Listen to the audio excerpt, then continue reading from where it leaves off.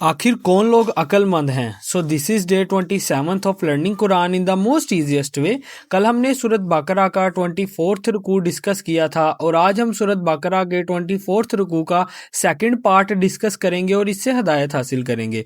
So make sure you follow guys and repost all this series of Quran and subscribe our YouTube channel series of Quran. हज के मालूम महीने हैं, तो जिसने अपने ऊपर लाजिम कर लिया इन महीनों में हज को, तो उसको खबरदार रहना चाहिए कि दौरान हज ना तो शहवत की कोई बात करनी है, ना फुस्को फजूद की और ना लड़ाई झगड़े की। और नेकी के जो काम भी तुम करोगे अल्लाह उसको जानता है, और ज़ादे राह साथ ले लिया करो, यकीनन बेहतरीन ज़ादे राह तकवा है। और मेरा ही तकवा इख्तियार करो ए होशमंदो, तुम पर इस अमर में कोई गुनाह नहीं कि तुम सफ़र हज के दौरान अपने रब का फजल भी तलाश करो।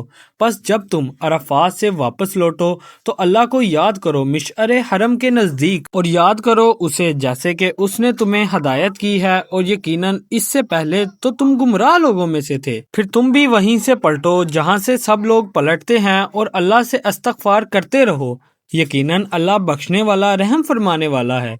और जब तुम अपने मुनासिक हज अदा कर चुको तो अब अल्लाह का जिक्र करो जैसे कि तुम अपने आबाओ अजदाद का जिक्र करते रहे हो, बल्कि इससे भी ज्यादा शदो मद के साथ अल्लाह का जिक्र करो। लोगों में से वो भी हैं जो यही कहते रहते हैं कि ऐ हमारे रब हमें दुनिया ही में दे दे, और ऐसे लोगों के लिए आखिरत में कोई हिस्सा नहीं है। और उनमें से वो भी हैं जो ये कहते हैं परवरदिगार हमें इस दुनिया में भी खैर अता फरमा और आखिरत में भी खैर अता फरमा, और हमें बचा ले आग के अजाब से। इन्हीं लोगों के लिए हिस्सा होगा उसमें से जो इन्होंने कमाया, और अल्लाह जल्द हिसाब चुकाने वाला है।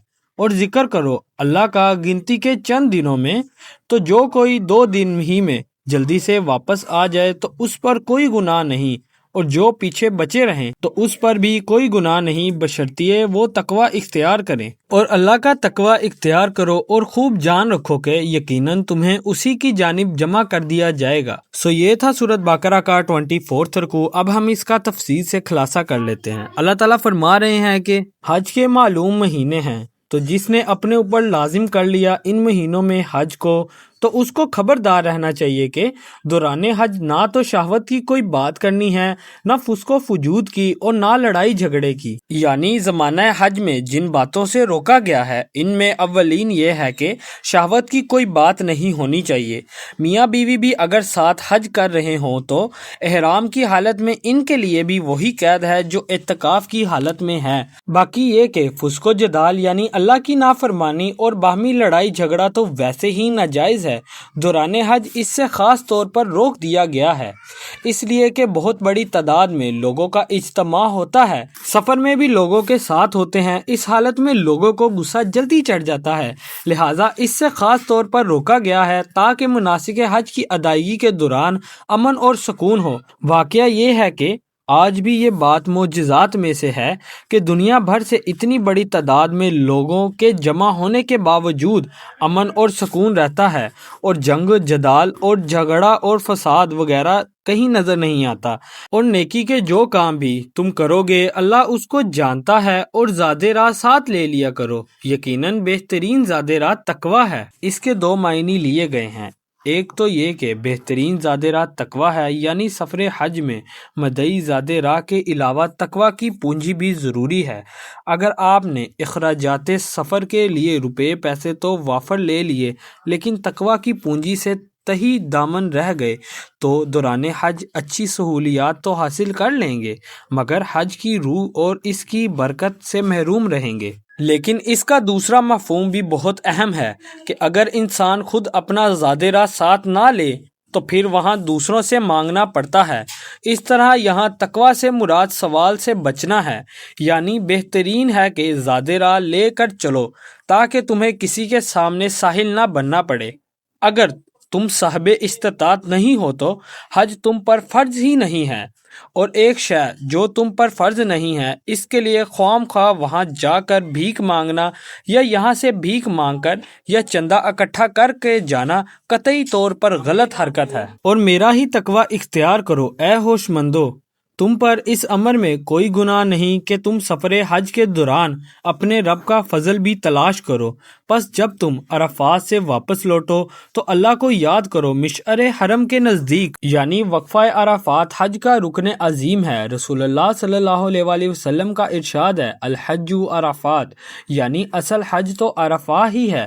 اگر کسی شخص سے حج کے تمام مناسک رہ جائیں، صرف قیام عرفات میں شمولیت حاصل ہو جائے تو اس کا حج ہو گیا۔ باقی جو چیزیں رہ گئی ہیں ان کا کفارہ ادا کیا جائے گا، لیکن اگر کوئی شخص عرفات کے قیام میں ہی شریک نہیں ہوا تو پھر اس کا حج نہیں ہوا۔ ایام حج کا ٹائم ٹیبل نوٹ کیجئے کہ 8 ذو الحج کو مکہ مکرمہ سے نکل کر رات منی میں گزارنا ہوتی ہے۔ اگلے دن 9 ذو الحج یوم عرفہ ہے۔ اس روز صبح کو عرفات کے لیے قافلے چلتے ہیں اور کوشش یہ ہوتی ہے کہ دوپہر سے پہلے وہاں پہنچ جائیں۔ وہاں پر ظہر کے وقت ظہر اور عصر دونوں نمازیں ملا کر پڑھی جاتی ہیں۔ اس کے بعد غروب آفتاب تک عرفات کا قیام ہے، جس میں کوئی نماز نہیں، یعنی روایتی عبادت کے سب دروازے بند ہیں۔ اب تو صرف دعا ہے۔ اگر آپ کے اندر دعا کی ایک روح پیدا ہو چکی ہے، آپ اپنے رب سے ہم کلام ہو سکتے ہیں اور آپ کو حالات مناجات حاصل ہو گئی ہیں تو بس دعا مانگتے رہیں۔ قیام عرفات کے دوران کھڑے ہو کر یا بیٹھے ہوئے جس طرح بھی ہو اللہ سے مناجات کی جائیں، یا اس میں اگر کسی وجہ سے کمی ہو جائے تو آدمی تلاوت کرے، لیکن عام نماز اب نہیں ہوگی۔ 9 ذو الحج کو وقفہ عرفات کے بعد مغرب کی نماز کا وقت ہو جانے کے بعد عرفات سے روانگی ہے، لیکن وہاں مغرب کی نماز پڑھنے کی اجازت نہیں ہے، بلکہ اب مزدلفہ میں جا کر مغرب اور عشاء دونوں نمازیں جمع کر کے ادا کرنی ہیں اور رات وہیں کھلے آسمان تلے بسر کرنی ہے۔ یہ مزدلفہ کا قیام ہے۔ مشعر حرم ایک پہاڑ کا نام ہے جو مزدلفہ میں واقع ہے۔ پھر آگے اللہ تعالیٰ فرما رہے ہیں کہ اور یاد کرو اسے جیسے کہ اس نے تمہیں ہدایت کی ہے، یعنی اللہ کا ذکر کرو جس طرح اللہ نے تمہیں اپنے رسول اللہ صلی اللہ علیہ وآلہ وسلم کے ذریعے سکھایا ہے۔ ذکر کے جو طور طریقے رسول اللہ صلی اللہ علیہ وآلہ وسلم نے سکھائے ہیں انہیں اختیار کرو اور زمانہ جاہلیت کے طور طریقے ترک کر دو، اور یقیناً اس سے پہلے تو تم گمراہ لوگوں میں سے تھے، یعنی تم حج کی حقیقت سے ناواقف تھے۔ حج کی بس شکل ہی رہ گئی تھی، اس کی روح تو ختم ہو گئی تھی۔ پھر آگے اللہ تعالیٰ فرما رہے ہیں کہ پھر تم بھی وہیں سے پلٹو جہاں سے سب لوگ پلٹتے ہیں، یعنی زمانہ جاہلیت میں قریش مکہ عرفات تک نہیں جاتے تھے۔ ان کا کہنا تھا کہ ہماری خاص حیثیت ہے، لہٰذا ہم منی ہی میں مقیم رہیں گے۔ باہر سے آنے والے لوگ عرفات جائیں گے اور وہاں سے طواف کے لیے واپس لوٹیں گے۔ یہ سارے مناسک ہمارے لیے نہیں ہیں۔ یہاں فرمایا گیا ہے کہ یہ ایک غلط بات ہے جو تم نے ایجاد کر لی ہے۔ تم بھی وہیں سے طواف کے لیے واپس لوٹو جہاں سے دوسرے لوگ لوٹتے ہیں، یعنی عرفات سے۔ پھر آگے اللہ تعالیٰ فرما رہے ہیں کہ اور اللہ سے استغفار کرتے رہو، یقیناً اللہ بخشنے والا رحم فرمانے والا ہے۔